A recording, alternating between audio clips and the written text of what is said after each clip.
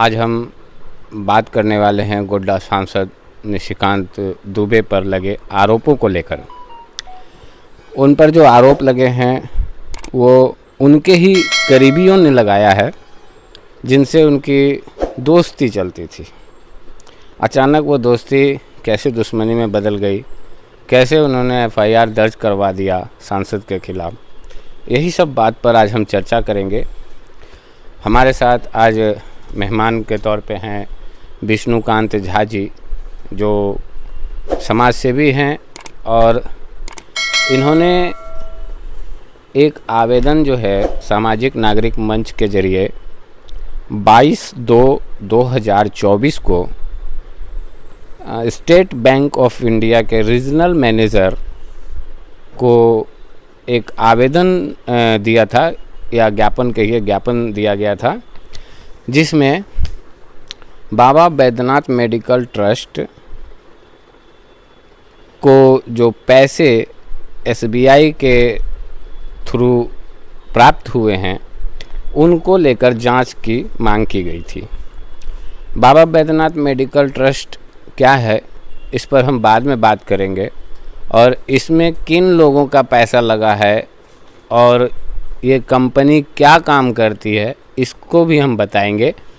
अभी हम एक ताज़ा मामला जो है मैं आपको बताता हूँ।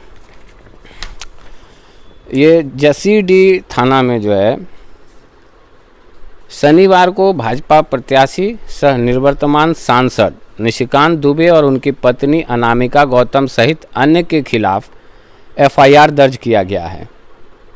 यह एफआईआर दर्दमारा बॉर्डर स्थित परित्राण मेडिकल कॉलेज और अस्पताल से जुड़ा हुआ है, जिसमें सांसद निशिकांत दुबे पर जो है धोखाधड़ी करते हुए और उनकी संपत्तियों को हड़पने का आरोप लगाया गया है। फिलहाल जो आवेदन था वो शिवदत्त शर्मा उर्फ शंभू शर्मा, जो परित्राण मेडिकल कॉलेज के ऑनर हैं और माँ ललिता हॉस्पिटल के संचालक भी हैं, उनके द्वारा जो आवेदन दिया गया था जसीडीह थाना ऑफिसर इंचार्ज को, उसमें जो है एफआईआर दर्ज कर लिया गया है, जिसमें सुसंगत धारा जो आईपीसी की है वो 406, 409, 420, 467, 468, 471, 120 बी और 34 आईपीसी के तहत जो है मामला दर्ज किया गया है।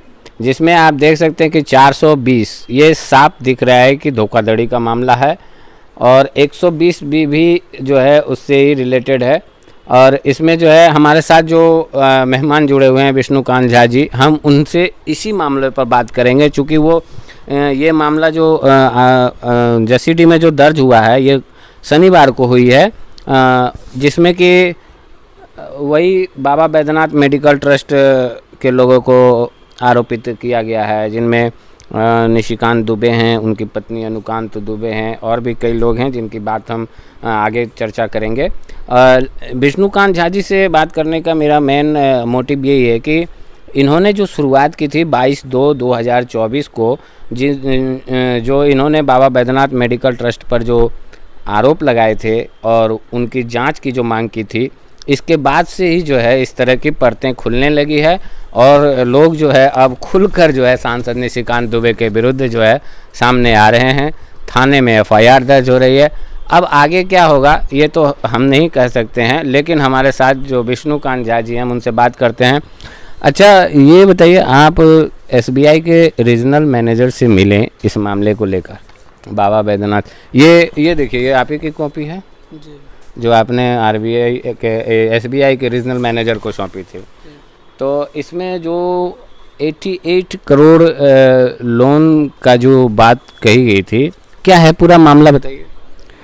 देखिए, देवघर रीजनल मैनेजर से 22/2/2024 को हम लोग एक मेमोरेंडम के माध्यम से सूचना दिए थे कि बाबा बैद्यनाथ मेडिकल ट्रस्ट, जो गोड्डा सांसद निशिकांत दुबे की पत्नी अनामिका गौतम के नाम से बनाई गई है, और जिसका निर्माण नवंबर महीना में किया गया, और जिन लोगों को इस ट्रस्ट में पार्टी बनाया गया है उनके ऊपर पूर्व में ही सितंबर माह में पुनीत अग्रवाल और उनसे संबंधित अभी जो एफआईआर आप बता रहे हैं सोमदत्त शर्मा जी जो किए हैं उसमें सभी अग्रवाल बंधुओं का नाम आया है।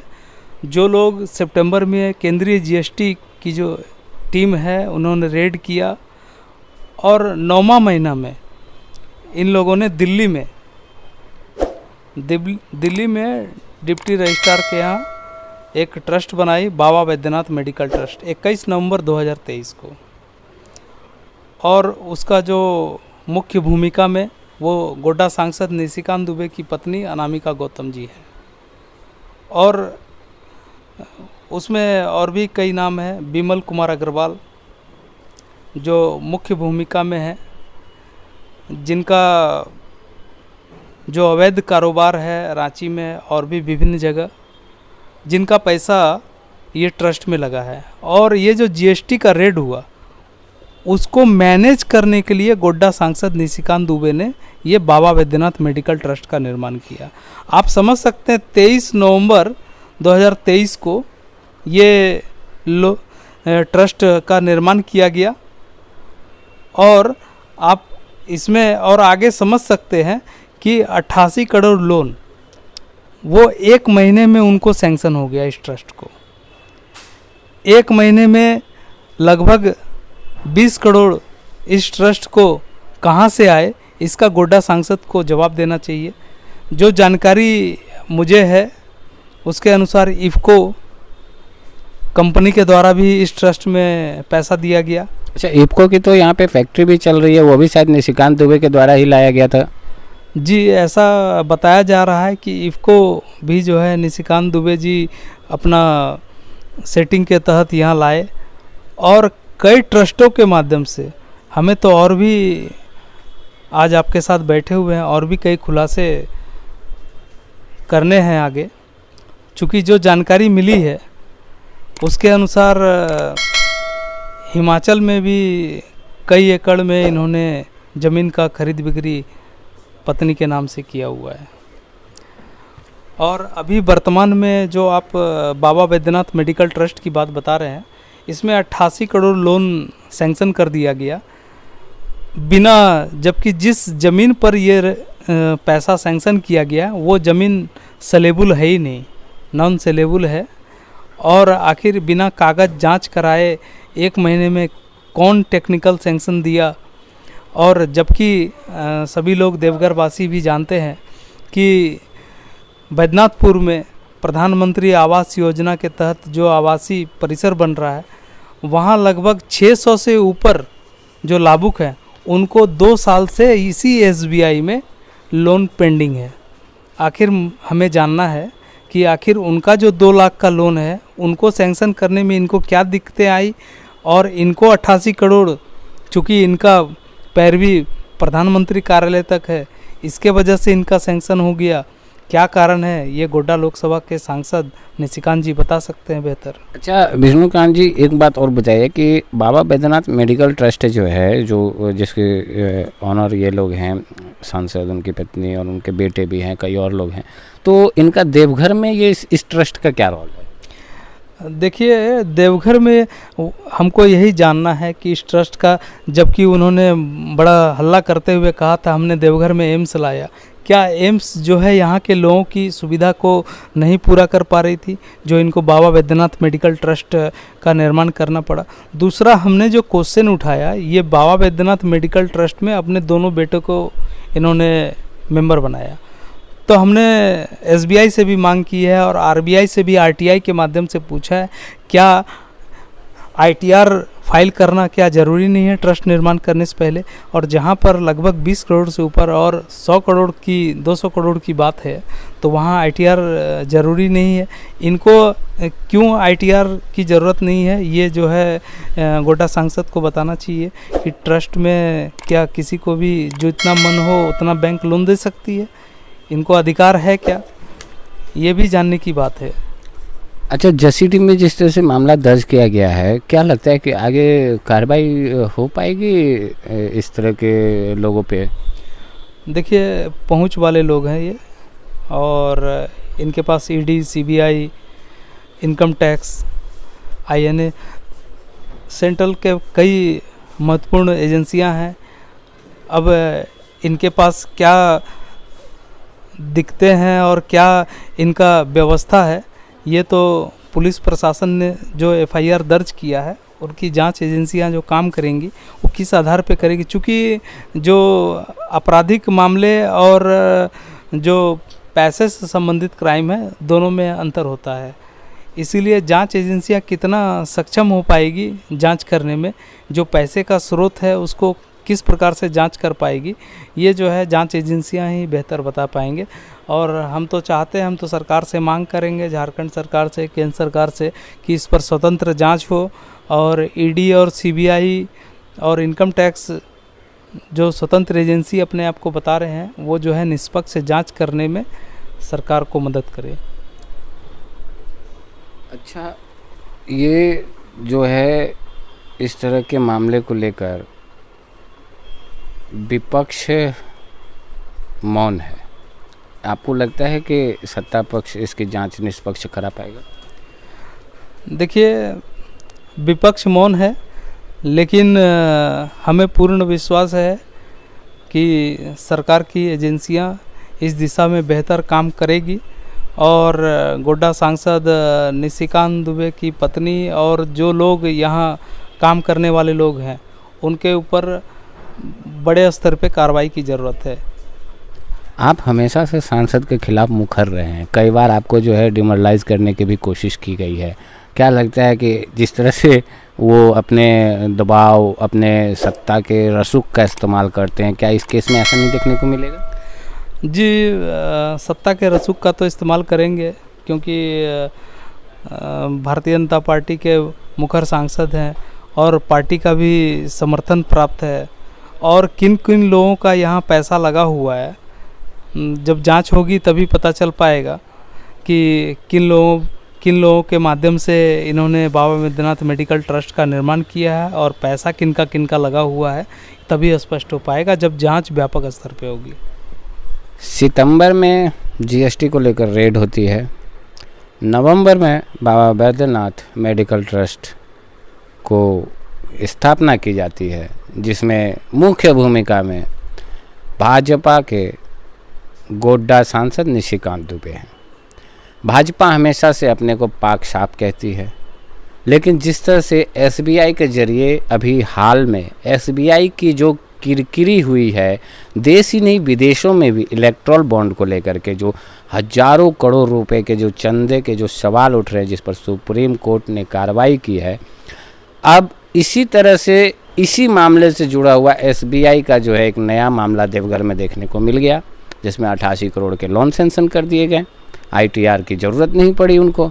आखिर ऐसा कौन सा बात है इन सांसद में जो 88 करोड़ का लोन इशू हो गया? अच्छा, मैं एक बात और बताता हूँ कि मैंने आपसे कहा था कि मैं इस एफआईआर से परत दर परत मैं उठाऊँगा पर्दा, तो मैं आपको बताता हूँ कि मैं थोड़े से, आप इस वीडियो को लंबा हो सकता है, लेकिन आप थोड़ा ध्यान से देखेंगे तो आपको समझ में आएगा कि कैसे ये खेल को किया जाता है। शिवदत्त शर्मा और शंभू शर्मा ने जो मामला दर्ज कराया है वो 11 पन्ने का एफआईआर है।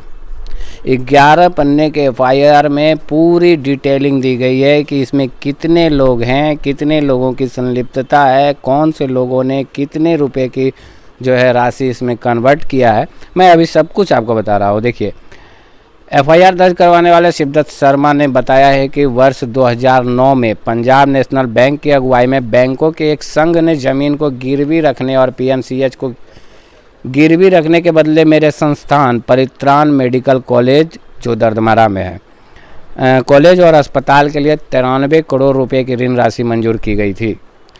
भारतीय चिकित्सा परिषद नई दिल्ली ने मेडिकल कॉलेज और अस्पताल की स्थापना और संचालन के लिए अपनी नीति में कुछ महत्वपूर्ण बदलाव किए, जिसे मेरा कॉलेज के द्वारा पूरा नहीं कर सका और एमसीआई से अनुमोदन प्राप्त करने में विफल रहा, जिसके कारण पीएमसीएच चालू नहीं हो सका, जिससे मेरे ऋण खाते को गैर निष्पादित घोषित कर दिया गया, जिससे ऋण खाते को एनपीए घोषित कर दिया गया। बिना मेरी ओर से किसी गलती के बैंक कंसंटियन द्वारा समझौते का पालन न करने की बात कही गई। वहीं जानकारी के बाद गोड्डा के निवर्तमान सांसद निशिकांत दुबे और उनकी पत्नी अनामिका गौतम बैंकों के जरिए दबाव बनाकर पीएमसीएच से संबंधित ऋण खाते को एनपीए घोषित कर नीलामी के जरिए अनामिका गौतम इस संस्थान के मालिक होने की इच्छा व्यक्त की थी। इस दौरान निशिकांत दुबे ने यह कहकर मेरा विश्वास जीता कि वह पीएमसीएच के लिए एक साझेदार ढूंढेगा और इसे वित्तीय संकट से उबारेगा, जिसके तहत 24 जून को निशिकांत दुबे ने संपूर्ण दस्तावेज सौंपने की बात कही, जिसके बाद संबंधित खर्चों को लेकर 25 लाख रुपए की मांग की गई थी। गोड्डा सांसद निशिकांत दुबे के द्वारा ये आरोप है शिवदत्त शर्मा और शंभू शर्मा का, जो परित्राण कॉलेज के ऑनर हैं, जिसको लेकर अब आगे सुनिए। 25 लाख रुपए की मांग की गई थी, जिसको लेकर मेरे द्वारा शंभू शर्मा, शिवदत्त शर्मा के द्वारा उन्हें 20 लाख रुपए दिया गया है। क्यों दिया गया है पैसा? ये मैनेज करने के लिए। ये सांसद की बातें हैं कि मैं मैनेज कर दूंगा, मुझे 25 लाख रुपए चाहिए, बदले में उन्हें 20 लाख रुपए दिया गया है, जैसा आरोप में कहा गया है, आरोप की कॉपी में। इसके बाद एक समाचार पत्र के द्वारा जो है उनको सूचना मिलती है शिवदत्त शर्मा की कि आपकी संपत्ति जो है वो बिक्री होने वाली है। अब इसके बाद जो है उनके दोस्त जो शिवदत्त शर्मा है, जाहिर सी बात है जब कंप्रोमाइज़ की बात हो रही है, पैसे की लेन देन हो रही है, तो विश्वास तो होगा ही। अब ये विश्वास टूट चुका था और टूटने के बाद फिर क्या हुआ?